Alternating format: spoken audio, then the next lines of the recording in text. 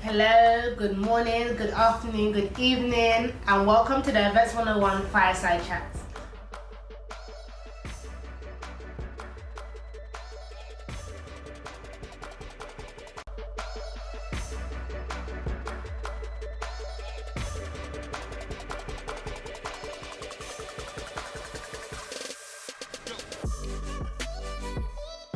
Hello, good morning, good afternoon, good evening, again depending on where you're watching from in the world, and welcome back to Events 101 Fireside Chats. I'm Benedict Asante. I'm one of the co-founders of Events 101, and today I'll be speaking about being headstrong.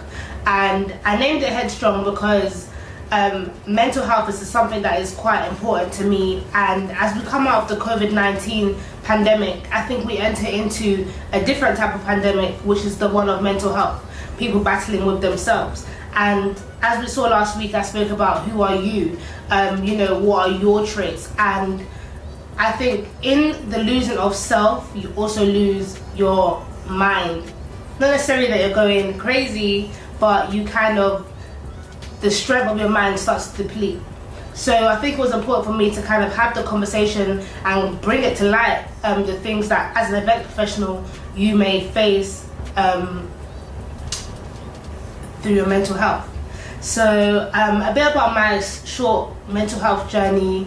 Around the age of about 17 to 18, I haven't mentioned before, but I am the eldest of 5. So I used to work quite often. I worked about 2 or 3 jobs, obviously to support my family, and I started to realize that I was doing work in education, trying to achieve the best grades that I could, and it was a mess.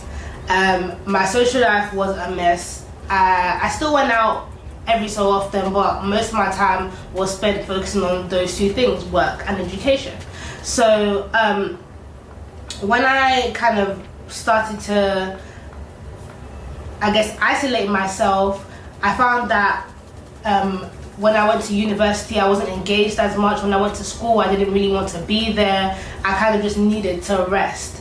And it was important for me at the time that I kind of got that rest, but I wasn't getting it. So I started to kind of feel a bit depressed. I started to isolate myself, and I just was in my room. I was agitated all the time. Anyone who was around me at the time, I was just like, could you leave me alone?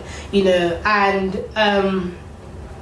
I remember at the time, it got to a point where there was an occurrence in my life where I had just started a new university. I didn't really have much friends. I went to a Russell group, so at the time there wasn't really much black people there, or anyone that even looked like me or was from the same background.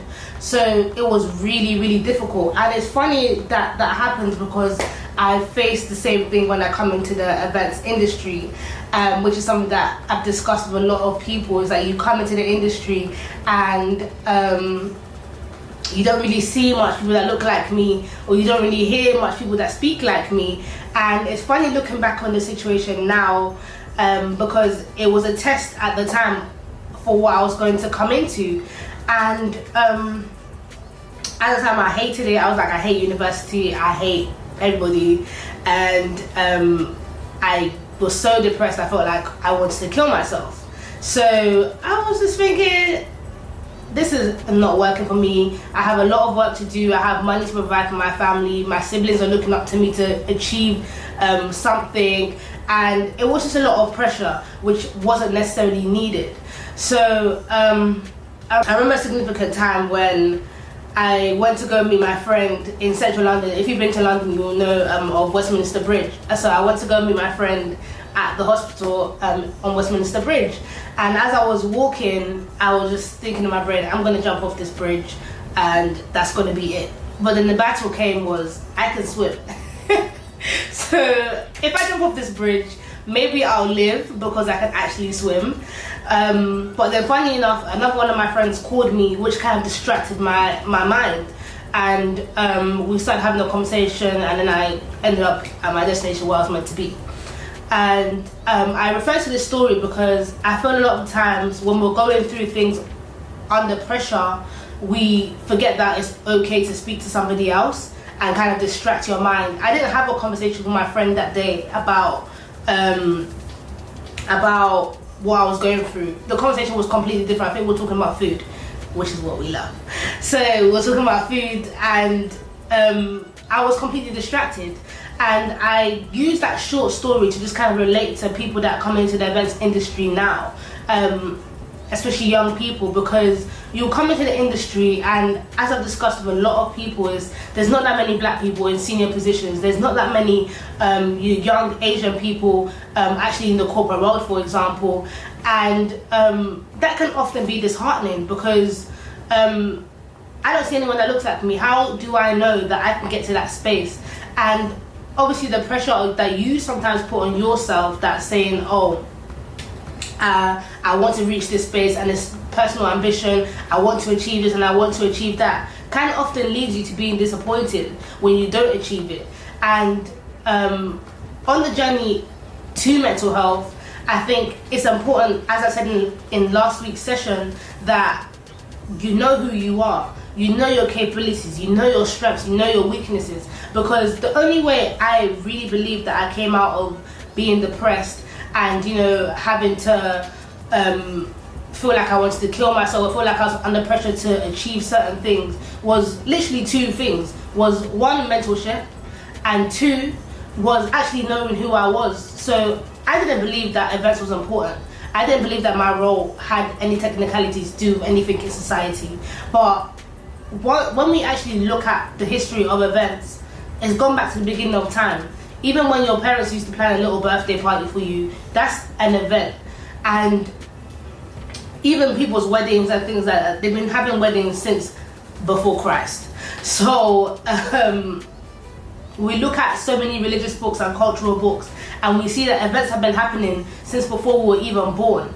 And they're such a pinnacle to society that the industry is actually worth £84 billion in the UK. So even those small numbers now give me hope that, okay, we're actually relevant to society. Even though I felt like, oh, planning an event is literally just going to go in there, you know, I'm going to start having my little notepad and writing to people, and it was not that at all. It was so much more technical. But me knowing what my role required of me and the importance of what my role meant to even a business or even to a society or to my family, it kind of empowered me to understand myself a bit more and be able to speak out. And then I go on to the side of having a mentor, someone that could actually sit with me, as I had spoken in my video before, that someone that could actually sit with me and tell me, okay, you may not necessarily be, you know, a finance person or a lawyer, but you are as important as them. So on that short mental health journey, I felt it was important to share this short fireside chat with you guys to say, don't worry about your every day. Don't worry about, you know, the long hours that you're working.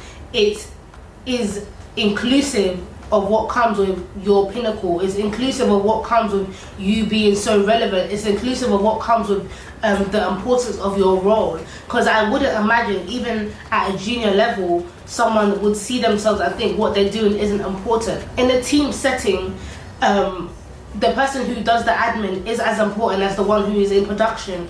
And I think oftentimes in businesses, we can start to make people feel like their roles are less important, when actually no one's administrative role is bigger than someone's production role. And those are little things that affect our mental health. I think seeing ourselves in a less important way starts to move us, starts to, you know, shake us a little bit to think, okay, if I don't get another job now, I'm no longer going to be important. And I think that's something moving out of this pandemic that has been a big worry for people. People feel as though, I can't make money because I'm not in the job role that I want. When actually, I remember seeing a story on LinkedIn which was so profound to me. The woman had been applying for social media roles and she was getting rejected left, right and centre. And then she went to go and apply for a role of a candle maker. And bearing in mind that her background is in social media, when she applied for that candle making role, which was so random, she spoke to the company and they were saying, oh, we need someone that can help us with our social media, build our social presence. And through there, although she applied for a candle making role, she found the role that she actually wanted, which was in social media. And I think I was saying this to one of the ladies on the Association of Event Management Education panel, that often in events we often miss out a lot of roles. The role that you're looking for doesn't necessarily have to have events in the title. The role that you're looking for could be people related. The role that you're looking for could be client relations and other such roles. So for me, it was important to come on today and just say, you know, leading on from last week, who are you? Nothing you do is less important. Nothing you do is not recognized. And as an events professional, you are going to work long hours, but it's finding your time in between those long hours. After an event, I take off 2 days. I like to call it my 2 weeks of rest, but they're actually just 2 full days to just close my eyes or even just do something that isn't event related. And you're allowed to do that. Just be vocal about it. Say, actually, I need this time. And in protecting your mental health, it's also teaching you to be more courageous, to be more bold, and to actually just say no sometimes. So thank you for watching today's video, and leave a comment below. I definitely would love to hear from you all, and thank you.